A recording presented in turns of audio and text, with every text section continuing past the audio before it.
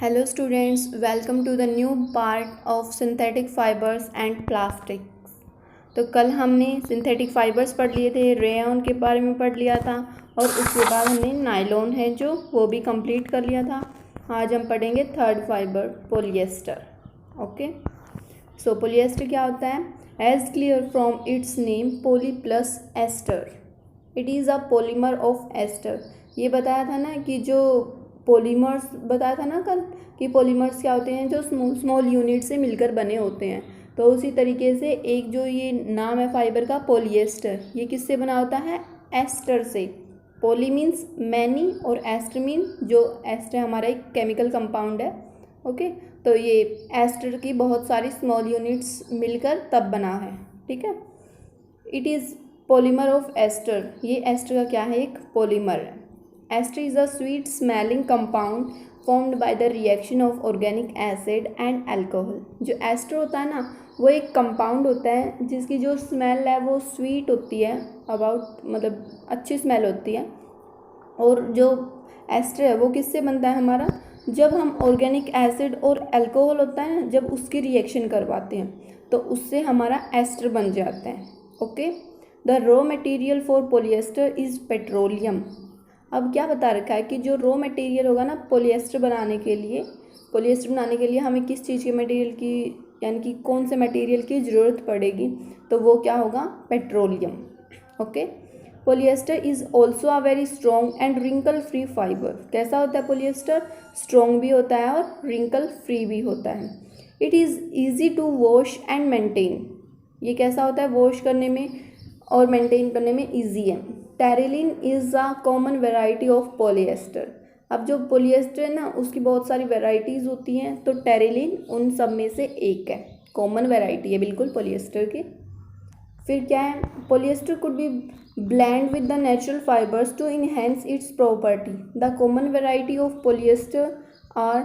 अब इसमें क्या बता रखा है कि जैसे हम मेटल के अंदर, तो आपने सुन रखा होगा ना कि जो मेटल जैसे जो गोल्ड वाले होते हैं, कोई भी हम गोल्ड की जो ज्वेलरी बनवाते हैं तो वो प्योर गोल्ड नहीं होता, उसमें कुछ ना कुछ मिलावट होती है। तो उसी तरीके से जो पॉलिएस्टर होता है ना, उसके अंदर कुछ ना कुछ और नेचुरल फाइबर ब्लेंड कर देते हैं, यानी कि मिक्स कर देते हैं, ताकि उसकी जो प्रॉपर्टी है वो इन्हेंस हो जाए, यानी कि उनकी जो प्रॉपर्टी है वो और भी ज़्यादा पावरफुल हो जाए।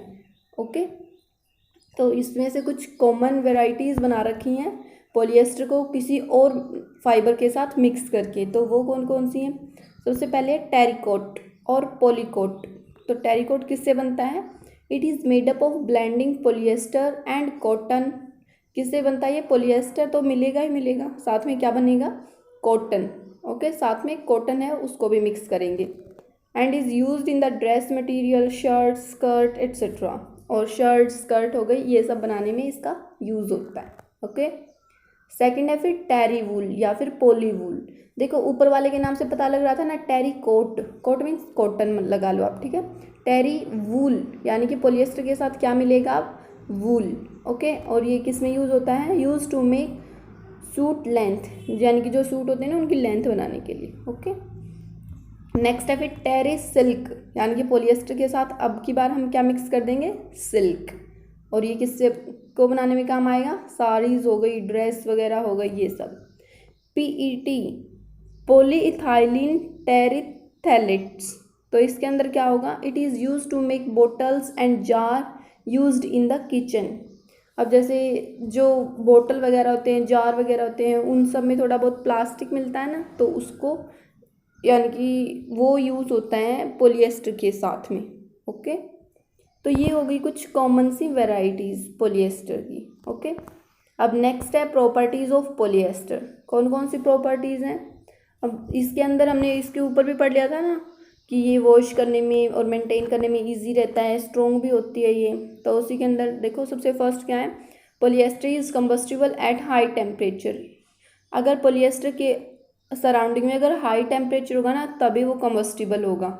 ओके, तभी वो जल जाएगा, अदरवाइज वो हाई टेम्परेचर यानी कि अबाउट जो मॉडरेट टेम्परेचर होता है उसको रेजिस्ट कर सकता है, उसको सहन कर सकता है। Okay, it shows low absorption of water and ड्राइज quickly. ये क्या करेगा? लेस वाटर को एब्जॉर्ब करेगा। और इसका क्या फ़ायदा होगा कि ये इजीली ड्राई हो जाएगा, क्विकली ड्राई हो जाएगा। ओके, नेक्स्ट है polyester shrink minimum on washing.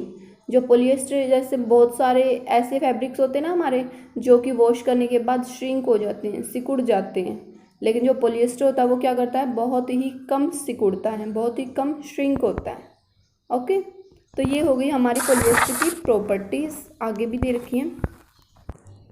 Next है हमारा फोर्थ, इट इज़ ड्यूरेबल। ये क्या होता है, ड्यूरेबल होता है, यानी कि लॉन्ग टाइम तक चल सकता है। It retain its colour on washing, यानी कि वॉश करने के बाद जो इसका कलर होता है ना वो भी नहीं जाता है, वो उसका कलर भी क्या रहता है, ये उसको रिटेन करता रहता है।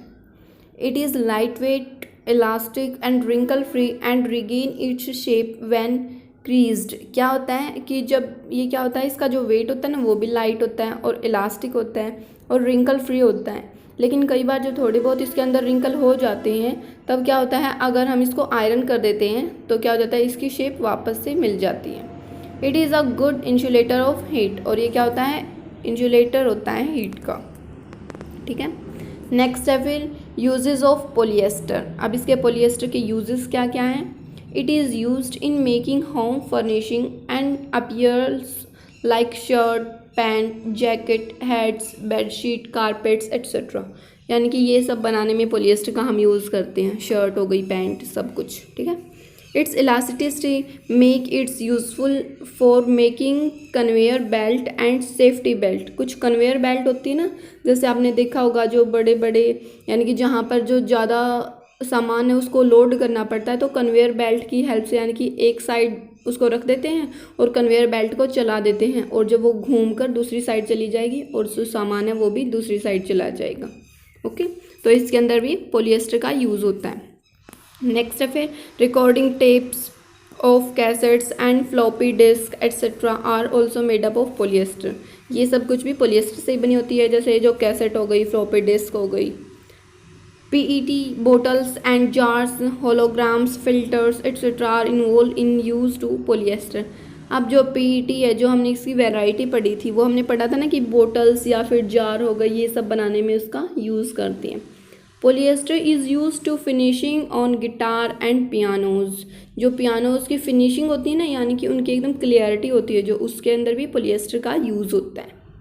ओके, तो यहाँ तक हमारा पोलिएस्टर है वो कंप्लीट हो गया है। अब नेक्स्ट फाइबर है हमारी एक्राइलिक। क्या है हमारी next fibre, acrylic. Nylon and rayon are the synthetic fibres that resemble silk. किससे मिलती है ये, हमारी जो नायलॉन और रेयन होती हैं वो भी हमारी क्या है, सिंथेटिक फाइबर्स, जो कि किससे मिलती हैं, सिल्क से।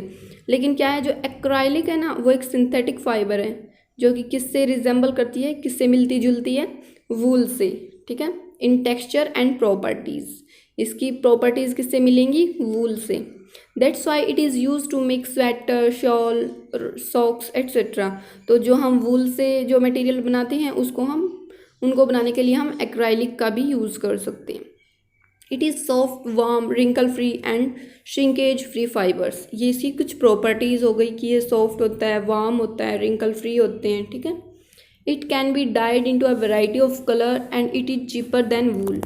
इसको ना हम वूल की तरह क्या कर सकते हैं, डाई भी करवा सकते हैं किसी भी कलर के अंदर, लेकिन ये क्या होती है, चीपर होती है वूल की कंपैरिजन में। ओके, अब हैं जैसे ये हमने कंप्लीट पढ़ ली, जो हमारी सिंथेटिक फाइबर थी ना ये हमारी कंप्लीट हो गई। नायलॉन हो गई, रेयन हो गई, पॉलिएस्टर हो गई और एक्राइलिक हो गई। अब ये सारी हमारी क्या थी, सिंथेटिक फाइबर्स। अब इसके कुछ एडवांटेज और कुछ डिसएडवांटेज हैं, तो वो भी हम पढ़ लेते हैं। एडवांटेज क्या क्या होते हैं, if we compare natural fibre and synthetic fibre, synthetic fibres are more advantageous in many aspects than natural fibre. यानी कि नेचुरल फाइबर के कंपैरिजन में हम देखेंगे कि सिंथेटिक फाइबर हमारे लिए कैसे बेनिफिशियल है। ठीक है, कैसे फ़ायदेमंद है हमारे लिए। तो फर्स्ट क्या है, synthetic fibres are strong and durable. क्या होती है सिंथेटिक फाइबर, स्ट्रॉन्ग और durable. They are maintenance free and easy to wash and wear, they do not get wrinkles. यानी कि जो नेचुरल होती हैं उनमें रिंकल्स जल्दी हो जाते हैं, लेकिन ये रिंकल इनके अंदर जल्दी से नहीं होते हैं, और उसको क्या होता है, वॉश करने में भी प्रॉब्लम आती है। ये है जो इजीली वॉश भी हो जाती है। They absorb less water and are quick to dry. That's why swimming costumes and beach wears are made up of synthetic fibers. यानी कि क्या होते हैं, ये ड्राई है जो इजीली हो जाते हैं, क्विकली हो जाते हैं। तो इस वजह से जो स्विमिंग कस्टम्स होते हैं ना, यानी कि जो स्विमिंग करते हैं उनके जो कॉस्ट्यूम बनाए जाते हैं, ठीक है, स्विमिंग कॉस्ट्यूम्स, तो वो बनाए जाते हैं जो वो क्या होते हैं, वो भी हमारे सिंथेटिक फाइबर्स के ही बने होते हैं।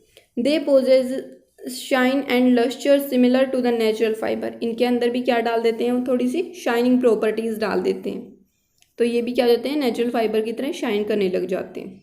But they are less expensive and affordable, और ये क्या होते हैं, लेस एक्सपेंसिव भी होते हैं, ठीक है। दे डू नॉट श्रिंक भी नहीं होते हैं। They are moth and insect resistance, यानी कि इनके ऊपर जो पेस्ट वगैरह होते हैं ना, इंसेक्ट वगैरह हो गए, वो भी इनके ऊपर अटैक नहीं करते हैं, इनको हार्म नहीं पहुंचा सकते हैं। We don't need to depend upon crops and animals to yield them, यानी कि हमें किसी के ऊपर डिपेंड नहीं होना पड़ता, हम डायरेक्ट से यानी कि फैक्ट्रीज वगैरह में हैं उसको मैन्युफैक्चर कर सकते हैं, उनको बना सकते हैं, ओके। अब कोई भी मटेरियल हमारे पास अगर उसके कुछ ना कुछ एडवांटेज हैं तो साथ में उसके कुछ डिसएडवांटेजेस भी होते हैं। तो डिसएडवांटेजेस क्या क्या हैं, synthetic fibres catch fire easily and they melt on heating. क्या हो जाते हैं, वो हीटिंग करने के बाद मेल्ट हो जाते हैं। On melting they stick to body and that cause severe burn. क्या हो जाता है, अगर वो स्टिक हो जाए, मेल्टिंग होते ही क्या हो जाएंगे, वो बॉडी के साथ स्टिक हो जाएंगे, चिपक जाएंगे और हमारी बॉडी को बर्न कर देंगे। So they are not suitable to wear at place where flame और हीट इज यूज्ड। नेक्स्ट है फिर, they do not absorb water and sweat, so in hot and humid condition they stick to body due to sweat and make us feel comfortable. क्या होते हैं कि ये ना sweat वगैरह होता है जो उसको एब्जॉर्ब नहीं कर पाते हैं, तो क्या हो जाते हैं ये हमारे, यानी कि स्वेट को एब्जॉर्ब नहीं कर पाते हैं तो हमारे बॉडी को कंफर्टेबल भी फील नहीं होगा इनको पहन के, okay. Sometimes wearing synthetic clothes in the summer can cause skin allergies. इसकी वजह से बहुत सारे में क्या हो जाता है, स्किन एलर्जी हो जाती है, क्योंकि जो स्वेट है उसकी डिपोजिशन हो जाती है, ओके। स्वेट की डिपोजिशन होने के बाद कुछ बहुत सारे ह्यूमन बींग्स ऐसे होते हैं जिनकी स्किन के अंदर एलर्जी हो जाती है। They are not good for the environment. ये क्या होता है, इन्वायरमेंट के लिए भी गुड नहीं होते हैं। They use a huge amount of our exhaustible resources like petrochemicals for their production, यानी कि इनके प्रोडक्शन के लिए बहुत सारे जो हमारे रिसोर्सेज हैं उनका यूज़ कर लेते हैं ये, ओके। तो ये हो गया हमारा कंप्लीटली सिंथेटिक फाइबर्स। अब नेक्स्ट पीरियड के अंदर जब भी हम करेंगे तो क्या करेंगे, प्लास्टिक के बारे में पढ़ेंगे, ओके। आप यहाँ तक पढ़ के देखना, अगर यहाँ तक कोई भी प्रॉब्लम हो तो आप कमेंट बॉक्स में पूछ सकते हो, कैसे भी पूछ सकते हो, ओके। अगर आपको ये वीडियो पसंद आई हो then hit the like button, comment, share and subscribe this channel. Thank you.